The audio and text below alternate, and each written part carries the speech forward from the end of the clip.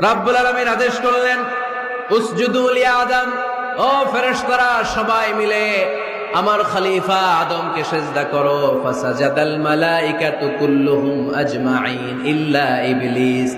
যত ফেরেশতা ছিল দলে দলে কাতারে কাতারে সাইয়েদনা আদমের জন্য সিজদায় লুটিয়ে পড়লেন।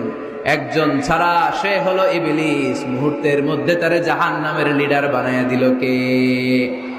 কয়টা সিজদার আদেশ অমান্য করেছে? সবাই বলতে হবে কয়টা? আমরা অমান্য করতেছি কয়টা?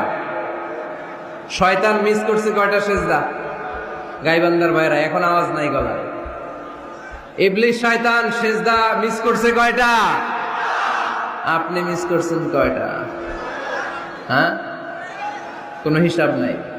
এজন্য বেশি বেশি সিজদা দেওয়ার দরকার আছে না নাই? সালাত দেওয়ার দরকার আছে না নাই?